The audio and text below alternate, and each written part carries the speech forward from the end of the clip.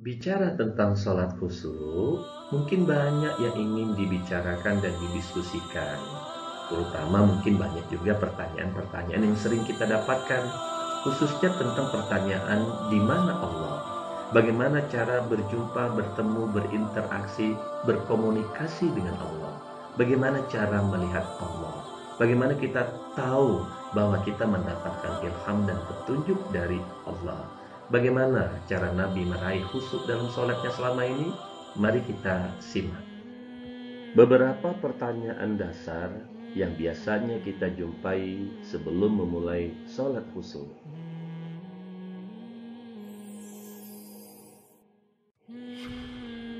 Yang pertama, di mana Allah?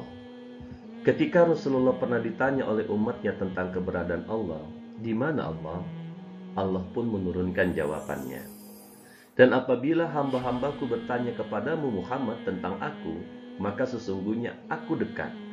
Aku kabulkan permohonan orang yang berdoa apabila dia berdoa kepadaku. Hendaklah mereka itu memenuhi perintahku dan beriman kepadaku, agar mereka memperoleh kebenaran. Dan sungguh, kami telah menciptakan manusia dan mengetahui apa yang dibisikkan oleh hatinya, dan kami lebih dekat kepadanya daripada urat lehernya.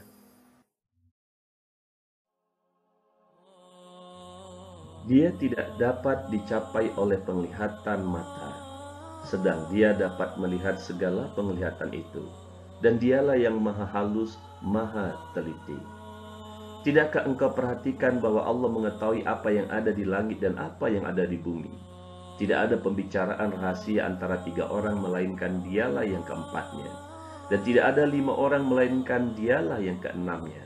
Dan tidak ada yang kurang dari itu atau lebih banyak melainkan dia pasti ada bersama mereka dimanapun mereka berada.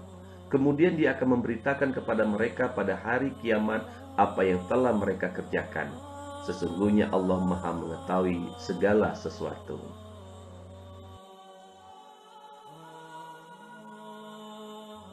Yang melihat engkau ketika engkau berdiri untuk sholat, dan melihat perubahan gerakan badanmu di antara orang-orang yang sujud.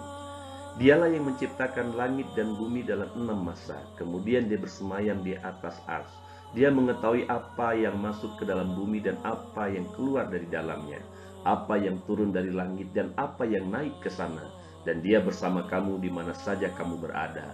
Dan Allah Maha melihat apa yang kamu kerjakan. Dan tidaklah engkau Muhammad berada dalam suatu urusan dan tidak membaca suatu ayat Al-Quran, serta tidak pula kamu melakukan suatu pekerjaan, melainkan kami menjadi saksi atasmu ketika kamu melakukannya, dan tidak lengah sedikit pun dari pengetahuan Tuhanmu, biarpun sebesar zarah, baik di bumi ataupun di langit. Tidak ada sesuatu yang lebih kecil dan yang lebih besar daripada itu, melainkan semua tercatat dalam kitab yang nyata.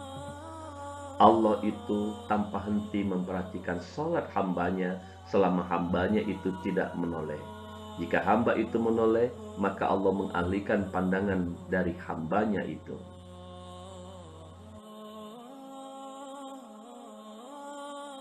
Yang kedua, bagaimana cara berjumpa, berinteraksi, berkomunikasi dengan Allah? Tentunya dengan cara sholat dan berzikir padanya secara lahir dan batin. Sebagaimana Allah sampaikan, sungguh aku ini Allah, tidak ada Tuhan selain aku. Maka sembahlah aku dan laksanakan sholat untuk mengingatku. Yang ketiga, bagaimana cara melihat Allah? Kita tidak akan mampu melihat Allah dengan kacamata biasa, tapi kita dapat merasakannya, melihatnya dengan hati keimanan kita. Sebagaimana di dalam Al-Quran dijelaskan, dia tidak dapat dicapai oleh penglihatan mata, sedang dia dapat melihat segala penglihatan itu, dan dialah yang maha halus, maha teliti. Untuk melihat Allah, kita bisa melakukannya dengan cara bersikap ihsan. Sebagaimana ketika Nabi Muhammad ditanya oleh malaikat, jelaskanlah padaku tentang ihsan. Rasulullah menjawabnya, hendaklah kamu menyembah Allah seakan-akan kamu melihatnya. Jika kamu tidak dapat melihatnya, sesungguhnya Allah melihat kamu. Nabi Musa pernah mengungkapkan rasa ingin tahunya kepada Allah untuk melihat wujud Allah secara nyata, tetapi ia tidak berhasil menatapnya di saat Allah menampakkan dirinya, seperti diceritakan dalam Al-Quran. Dan ketika Musa datang untuk munajat pada waktu yang telah kami tentukan, dan Tuhannya telah berfirman langsung kepadanya, Musa berkata, "Ya Tuhanku, tampakkanlah dirimu kepadaku agar aku dapat melihat Engkau." Allah berfirman, "Engkau tidak akan sanggup melihatku, namun lihatlah ke gunung itu. Jika ia tetap di tempatnya sebagai sedia kala, niscaya engkau dapat melihatku." Maka ketika Tuhannya menampakkan keagungannya kepada gunung itu hancur luluh dan Musa pun jatuh pingsan. Setelah Musa sadar, dia berkata, "Maha suci Engkau, aku bertobat kepada Engkau dan aku adalah orang yang pertama-tama beriman." Seandainya kita ditanya oleh seseorang, "Menghadap siapa Anda ketika sholat?"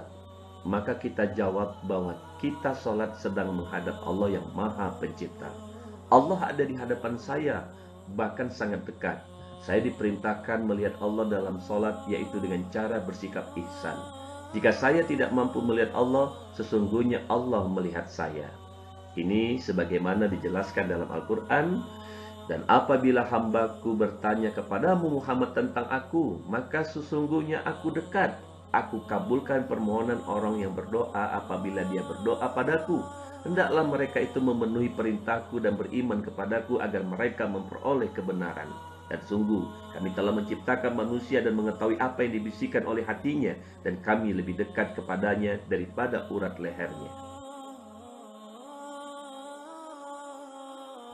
Yang keempat, bagaimana cara mengetahui kita mendapatkan ilham, petunjuk dari Allah ketika selesai sholat? Lihat apa keputusan sikap yang kita ambil.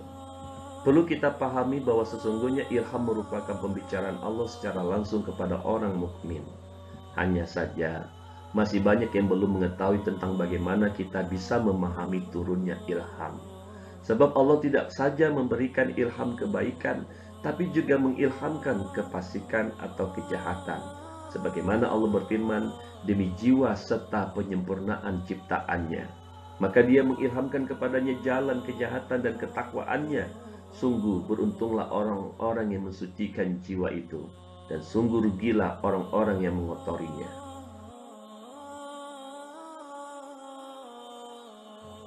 Keadaan jiwa kita menentukan ilham mana yang akan Allah berikan kepada kita. Apakah kita masuk ke dalam jiwa yang diberikan ilham baik atau buruk? Keduanya mempunyai ciri-ciri yang jelas dan dapat dirasakan dan dipahami. Sebagaimana kita ketahui bahwa malaikat mempunyai bisikan kepada anak Adam, begitu pula setan. Adapun bisikan malaikat menyampaikan janji baik dan membuktikan kebenaran janjinya. Sedangkan setan membimbing kepada kejahatan dan mengingkari janjinya. Seperti yang Allah sampaikan dalam firman-Nya berikut ini, "Setan menjanjikan menakut-nakuti kemiskinan kepadamu dan menyuruh kamu berbuat keji, kikir, sedangkan Allah menjanjikan ampunan dan karunia-Nya kepadamu, dan Allah Maha Luas, Maha Mengetahui." Ingatlah, ketika Tuhanmu mewahyukan kepada para malaikat, "Sesungguhnya aku bersama kamu," maka teguhkanlah pendirian orang-orang yang telah beriman. Kelak aku akan berikan rasa ketakutan ke dalam hati orang-orang kafir, maka pukullah di atas leher mereka dan pukullah tiap-tiap ujung jari mereka.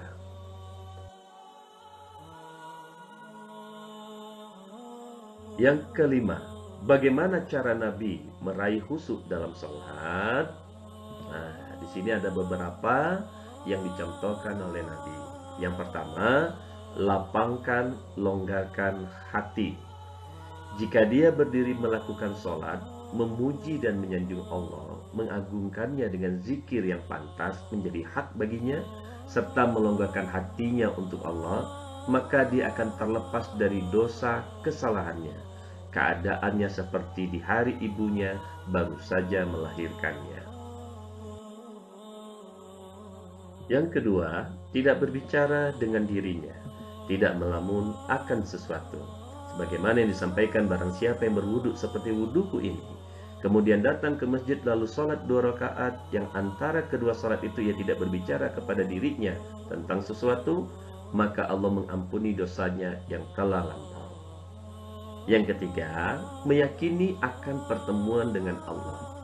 Dan mohonlah pertolongan kepada Allah dengan sabar dan sholat. Dan sholat itu sungguh berat kecuali bagi orang-orang yang khusyuk, yaitu mereka yang yakin bahwa mereka akan menemui Tuhannya dan bahwa mereka akan kembali padanya. Yang keempat, membaguskan khusyuknya. Tidak ada seorang muslim yang jika telah tiba waktu sholat wajib lalu membaguskan wudhu, kekhusyukannya dan rukuknya, kecuali sholatnya itu menjadi kafarah penghapus dosa-dosa yang dilakukan sebelumnya, selagi ia tidak melakukan dosa besar. Ini berlaku sepanjang masa. Yang kelima, menghadapkan hati dan wajah hanya kepada Allah. Tiada seorang pun muslim yang berwudu lalu membaguskan wudunya, kemudian melakukan sholat 2 rakaat dalam keadaan menghadapkan keduanya dengan sepenuh hati dan wajahnya, kecuali wajib baginya mendapat surga. Yang keenam, memiliki harapan memperoleh kejayaan dan kemenangan serta kebahagiaan dunia dan akhirat.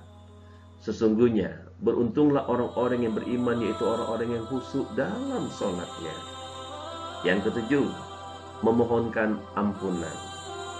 Sungguh laki-laki dan perempuan muslim, laki-laki dan perempuan mukmin, laki-laki dan perempuan yang tetap dalam ketaatannya, laki-laki dan perempuan yang benar, laki-laki dan perempuan yang sabar, laki-laki dan perempuan yang khusyuk, laki-laki dan perempuan yang bersedekah, laki-laki dan perempuan yang berpuasa, laki-laki dan perempuan yang melihara kehormatannya, laki-laki dan perempuan yang banyak menyebut nama Allah, Allah telah menyediakan untuk mereka ampunan dan pahala yang besar.